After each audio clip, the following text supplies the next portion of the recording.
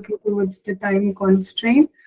So, welcome all of you to this session. It's a webinar for neuropsychology, and I know 1 hour of time is not that enough to explain neuropsychology because neuropsychology in itself it's a very huge topic, and it has certain limitations when it comes to the time constraint that neuropsychology cannot be covered completely uh, in terms of like just 1 hour or 45 minutes.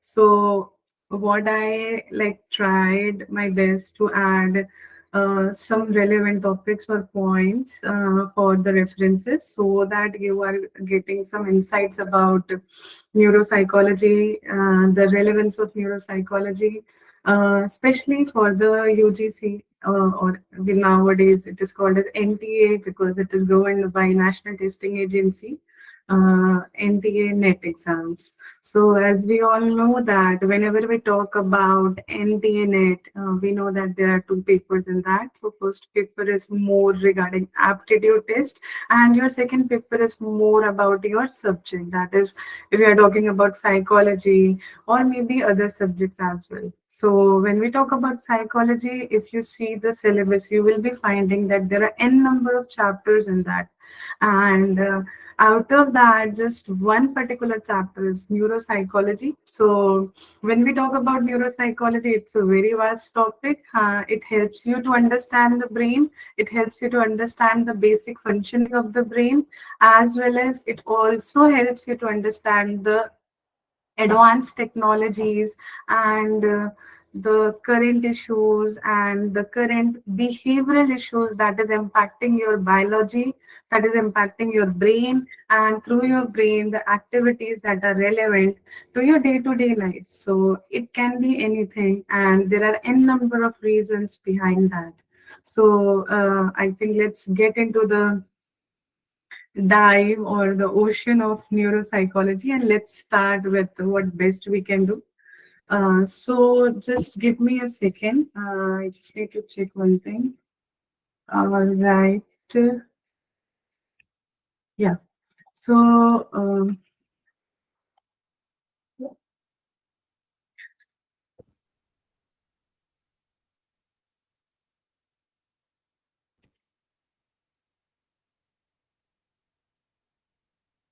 yeah. So let's start with um, importance of neuropsychology in today's world. So it is very important because it is helping you.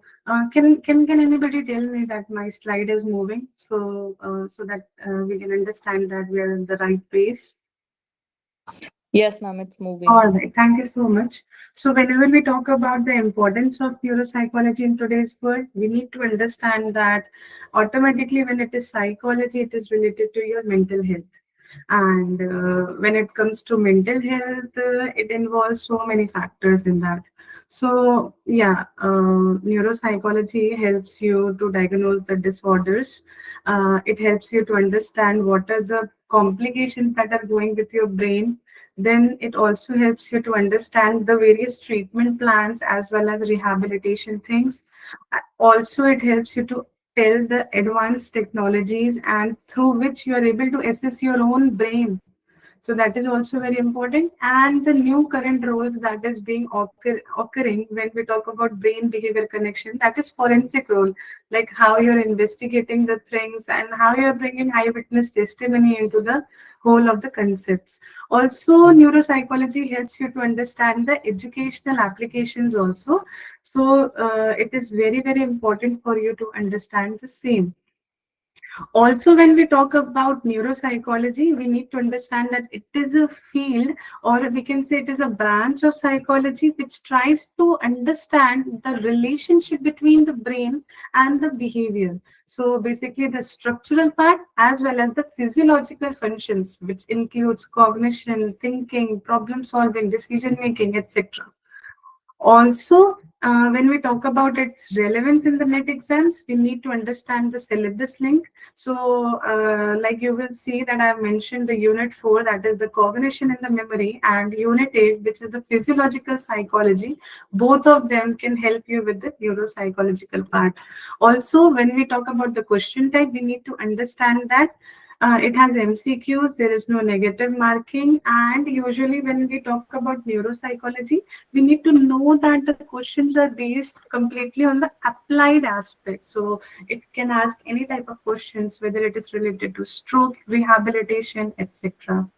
Also, there are questions or topics which are interdisciplinary, where you will be connecting psychology with neuroscience, where you will be connecting neuroscience with medicine and psychology with medicine and with education as well.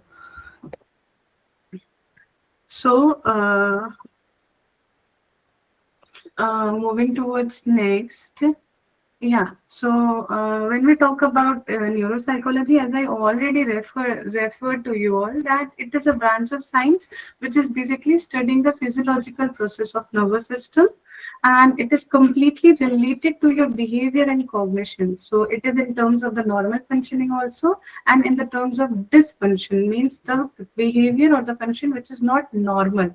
So basically, this particular definition was given by APA, and you need to understand that when there is an abnormal function, it is completely associated or related to your brain damage. So neuroscience is it's a kind of a bridge between the brain and behavior. Just for your reference, I want to tell you, brain is the most important part of our body. We all know this, but we still consider that there are multiple body parts that are responsible for decision making, but that's not true. Whenever we talk about the heart, please remember it is only to pump the blood. So it's just doing that impure to pure, oxygenated to deoxygenated things. But actually, whatever you are doing right now, if you are listening to me, if you are comprehending something, if you are trying to perceive anything, it is all because of the brain.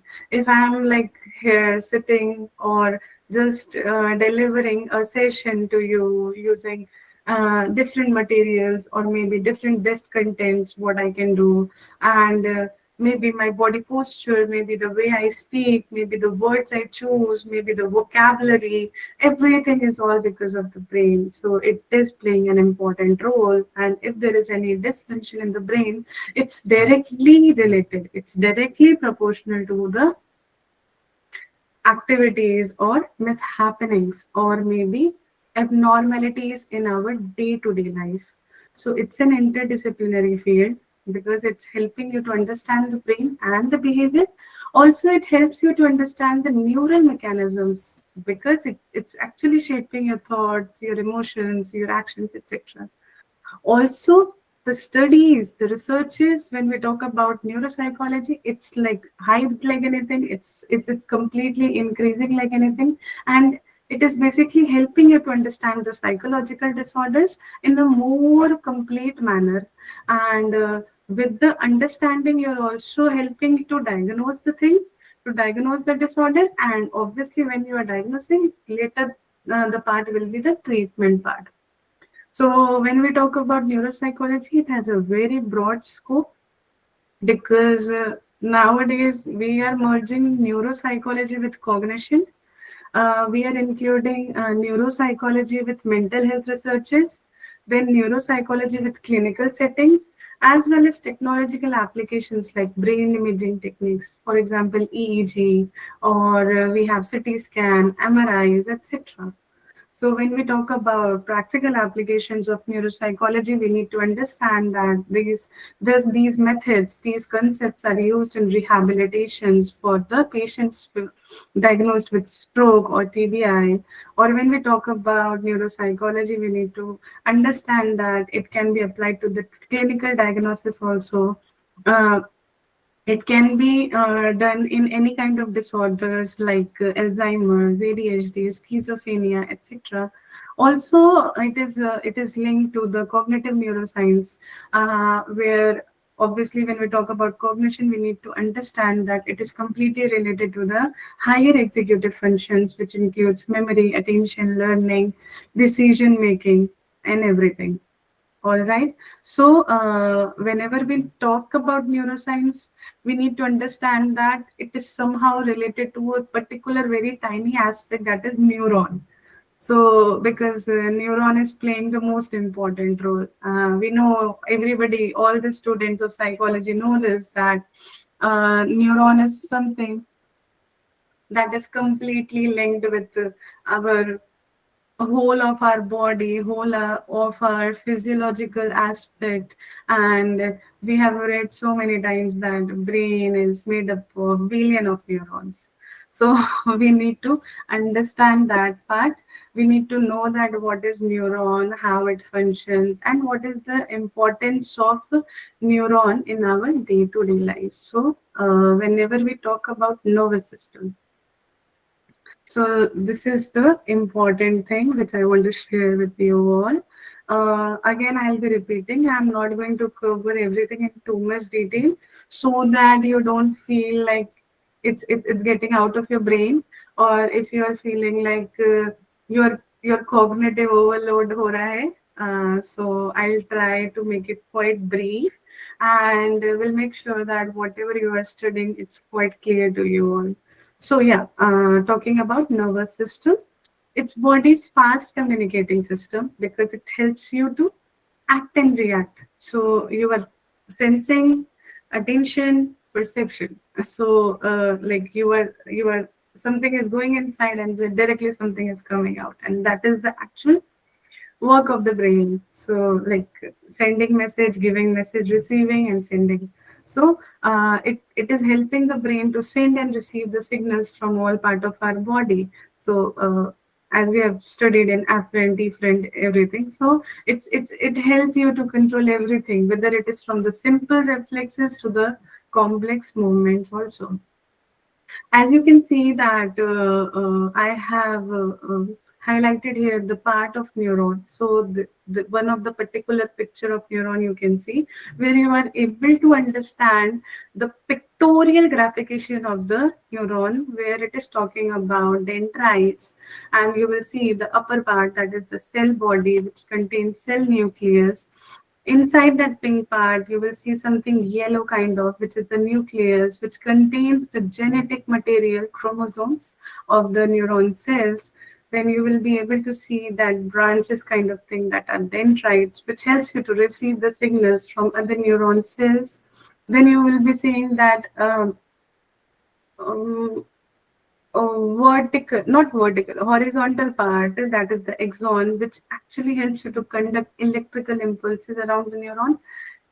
In between, you will be seeing myelin sheath, which helps you to insulate the axons and speed up the transmission of the electrical impulses.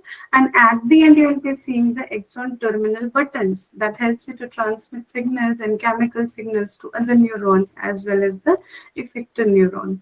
So this is just the pictorial classification of the neurons to help you understand how neurons are, like how what's the structure and function.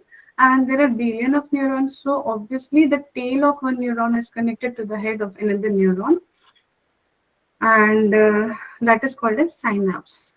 So yeah, talking about nervous system, we know that it is divided into two parts, that is central nervous system and peripheral nervous system. When we talk about peripheral nervous system, we need to understand that again it is being classified into two parts, that is somatic and autonomic nervous system.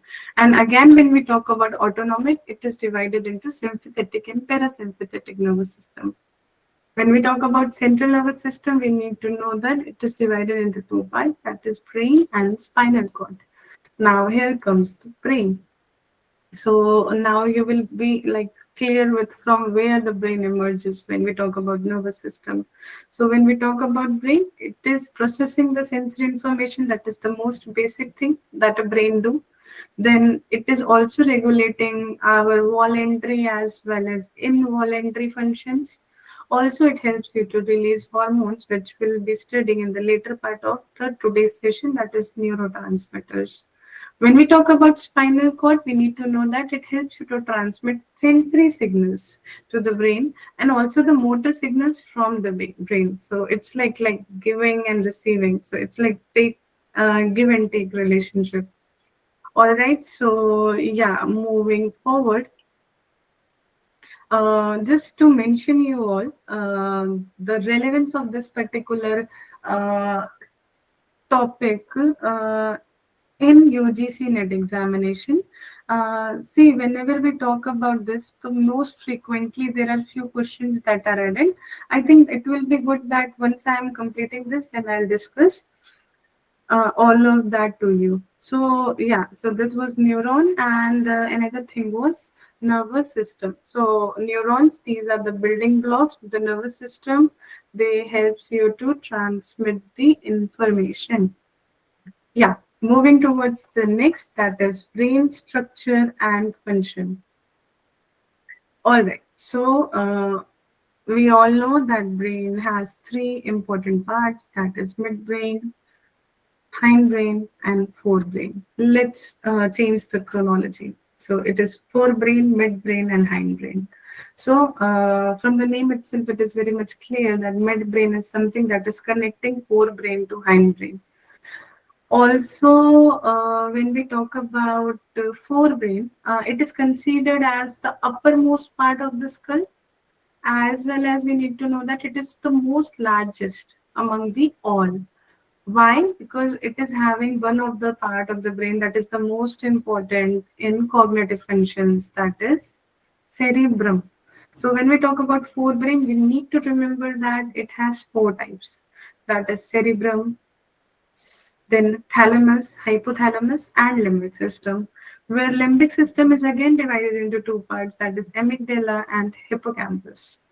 So when we talk about cerebrum, we need to understand that it is related to the higher mental functioning, whether it is learning, whether it is problem solving, whether it is thinking, memory, decision making, etc.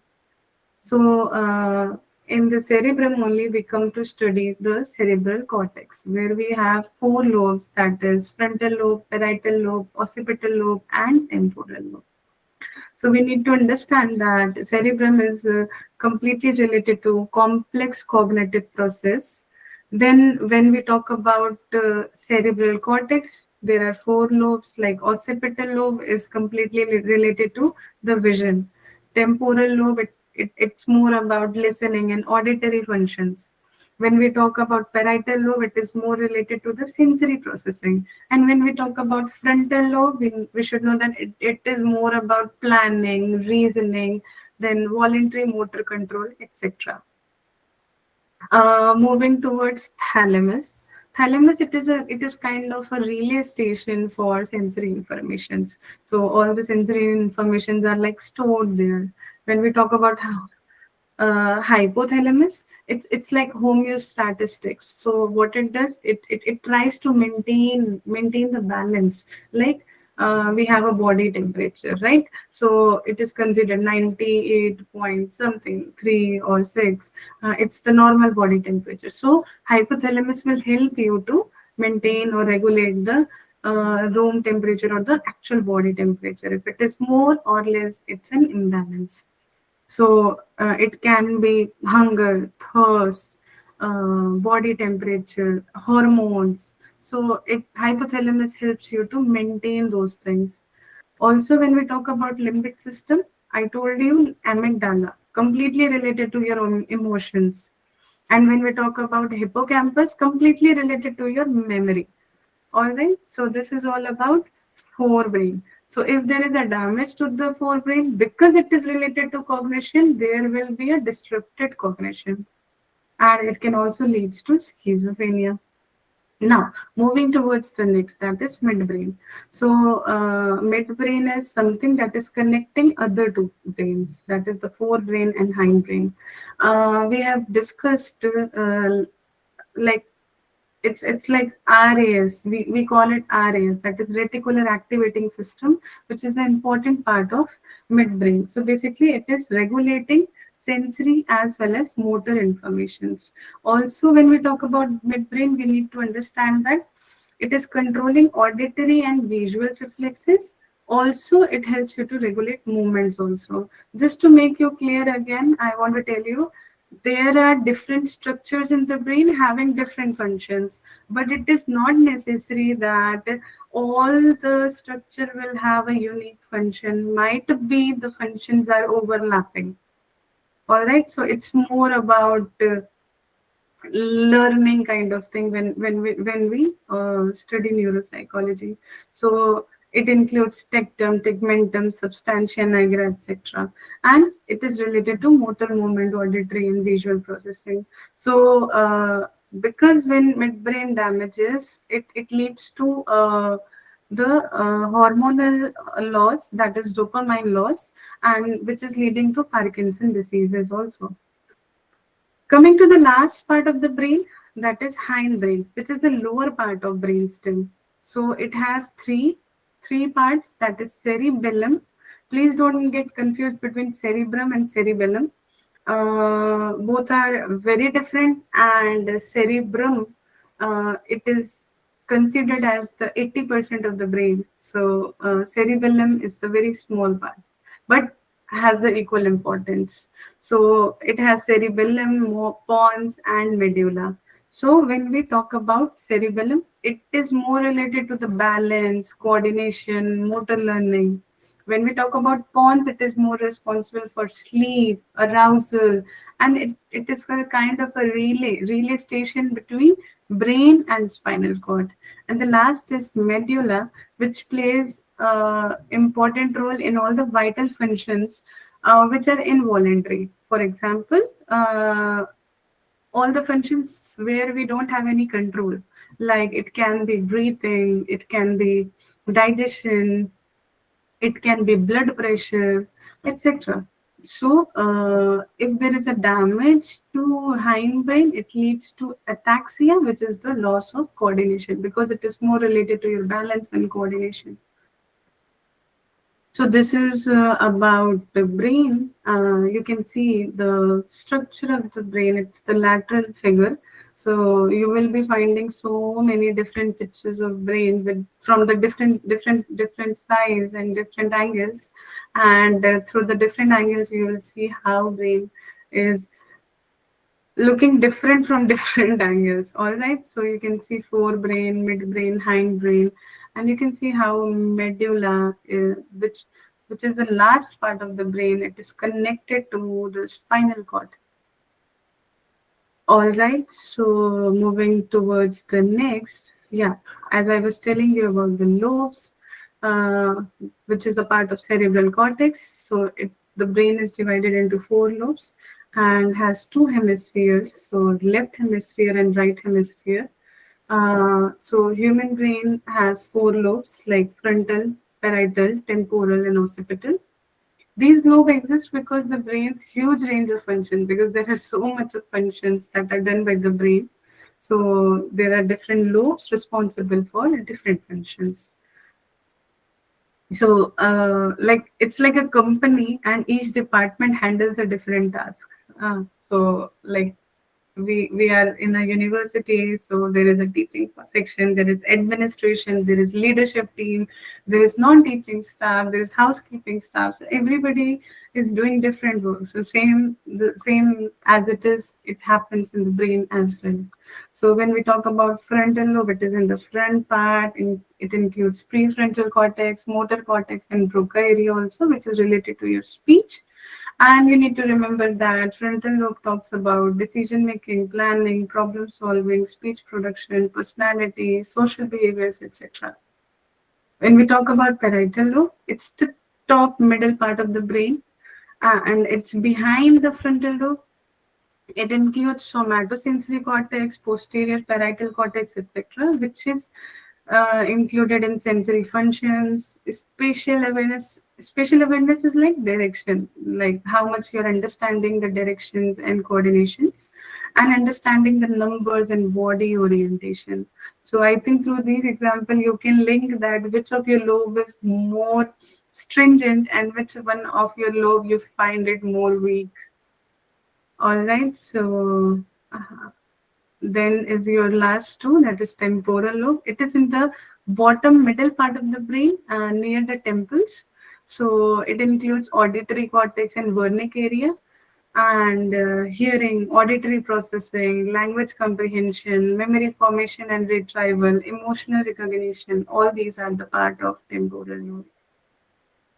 Last one, that is occipital. It is found at the back of the brain, and it includes primary visual cortex, visual association areas. And through the name itself, it is understood because it is related to visual association. It is processing all the visual informations. It is recognizing shape, colors, motion, because in all of these you are seeing something and then trying to understand. Okay, if it is round, it will be a circle. If it has four sides, it will be square or rectangle. So basically, it is interpreting the visual stimuli. So these were the lobes, a pictorial picture in front of you with the lateral view showing you frontal, temporal, parietal, and occipital lobe. So we have two areas also, that is Broca area and Wernicke area. So whenever we talk about Broca area, we need to remember that it is more related to speech production, that how you are speaking. But when we talk about Wernicke area, it is more related to understanding the spoken. So it is like speech comprehension. So what you are understanding with whatever you said or whatever you are writing. So this is the picture or the image. Yeah. So when we talk about hemispheric specialization, so it is divided into left and right hemisphere. I think all of you might be knowing that when we talk about left hemisphere, we need to understand that it controls the right part of our body. And when we talk about the right hemisphere, it's more related to the left part of the body. But more than that, what is most important is that when we talk about left hemisphere, we need to know that it is more focusing on the language, logic, and analytical thinking. But when we talk about the right hemisphere, it's more linked to creativity, spatial awareness, and emotional processing. So, next time when you are meeting somebody who is very much creative while doing anything, you can understand that his or her right hemisphere has more controlling power than the left hemisphere. And if you find somebody with more logics and analytical thinking, you can understand that left hemisphere, but don't give a proper official diagnosis to that before taking the help of any neuropsychologist. All right. So obviously, left is about logic, right is more about emotions. So yeah, both are interconnected to each other. It's not like if logic is working, emotions is not working, and if emotions are too high, that means logic is not high. So both are interconnected to each other. Sometimes it is more, sometimes it is less. It depends from individual to individual because every individual is unique in itself. Also, we need to understand about corpus callosum. It is a thick bundle of over 200 million nerve fibers connecting the two hemispheres. All right, so basically, it is helping in the rapid communication and coordination between the hemispheres, and it is supporting integrated brain activities also. So, hemispheric functions, these are highly interconnected to each other, and it helps you in language, emotions, problem solving, and it also involves in the network spanning of both the hemispheres. So, this is the hemispheric specialization. Now you can see this is the left hemisphere, this is the right hemisphere, this is the front of the head, this is the back of the head, and this is the billions of corpus callosums. Also, yeah, coming to the last topic of the day, that is neurotransmitters and behavior. So, neurotransmitters, when one neuron sends a signal, it travels across the neurons until it reaches the small gap between the two neurons. So, like I told you, that two neurons, they are interconnected with something that is called as neurotransmitters. And with that that which is called as synapse, I'm sorry. So when we talk about synapse, we need to know that in the synapse there are different chemicals, which is called as neurotransmitters, which helps you to carry the signals across towards the next neuron. So it's like a station where you are getting something and you're taking that and just shifting to the next station. All right. So basically, they are the chemical messengers. They send the message, but they are something which is chemical. All right, and they helping you to transmit the signals across the synapse. All right. So when we talk about transmit neurotransmitters, we need to know that there are different neurotransmitters responsible for different functions.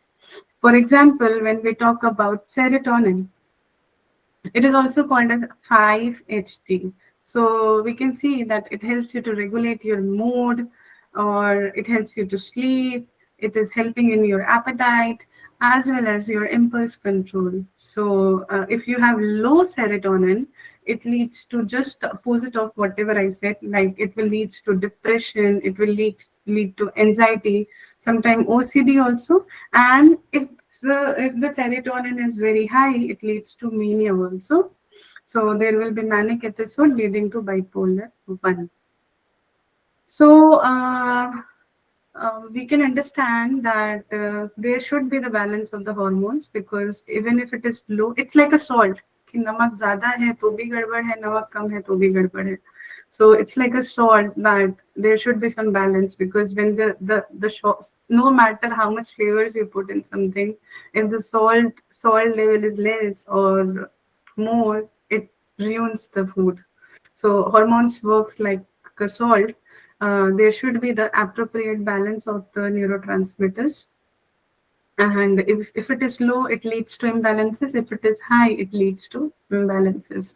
Talking about dopamine, which is also called as DA, it controls the reward, motivation, attention, and movement. So if there is low dopamine, leads to Parkinson, depression. If it is high, it leads to schizophrenia or mania. Next is GABA. So GABA means gamma aminobutyric acid. So it's a main inhibitory neuron or neurotransmitters, which helps you to reduce the neural excitability and anxiety. So basically, it's an inhibitory neurotransmitters. When it is low, it leads to anxiety disorders like epilepsy. Also leads to epilepsy and insomnia. The next neurotransmitter is acetylcholine, that is called as ACH. It supports memory, learning, attention, and arousal. When acetylcholine is low, it leads to Alzheimer's diseases and memory deficit. Then we have norepinephrine, which is called as NE. It regulates the alertness, arousal, attention, and stress responses. If it is high, it leads to anxiety or hypervigilance. If it is low, it leads to depression. Then we have glutamate, which is the main excitatory neurotransmitter. It is important for learning and memory. If it is in excess, it leads to neurodegenerative diseases. If it is low, it leads to cognitive deficit or schizophrenia. So this is about a neurotransmitter. We also have endorphins also, which is a natural painkiller, mood elevator. All right. So yeah, so this is all about neurotransmitters. I would just request everybody to just go through it. Yeah, so this is just one picture of neurotransmitter, where you will see the vessels, axon terminals, nerve cells, cell body, axon vessels, synapse, synaptic cleft, and these are the receptors, dendrites, enzymes, and how diffusion is happening, that is ingoing, outcoming. So this is all about neurotransmitters. So yeah, so we are towards the end of our slide. Yeah. So before that, just two important things to let you know. first thing, uh, yeah, when we talk about the relevance of neuropsychology in the current NT net exam, we need to understand that it has few relevant questions. For example, it talks more about nervous system structure and brain as well as their functions. Then you need to understand that when we talk about neuropsychology, it is talking more about neurons and synaptic transmissions, where we study resting potential, action potential as well. Also, when we talk about neuro, it is focusing on the lobes of the brain, which I've just discussed with you, the four lobes and their functions. Then the neurotransmitters we just completed right now, and hormones in the behavior. Then how brain and behavior have a relationship with each one, whether it is related to the lesion studies, whether it is related to case studies, or whether it is related to brain imaging, which is the most important thing in the current scenario. So you need to understand that the questions are more factual. For example, neurotransmitters की function क्या होते हैं, or it can be applied also. For example, lesion effects or comparative, like they are comparing right hemisphere of the brain to the left hemisphere of the brain. All right. So yeah, then one thing more is there that what are the key areas you need to focus when you study neuropsychology and prepare for net exam. So there are few things, for example, structure and neuron of the brain, of course, classification of the brain, then role of lobes, limbic systems, hemispheres, neurotransmitters, and then the neuroimaging techniques, including research methods. So these are the most important questions or the topics that you should be covering whenever we talk about nervous system or neuropsychology. So this is all from my end. Thank you so much. I am completely ready for any feedback, questions, and everything. Yeah.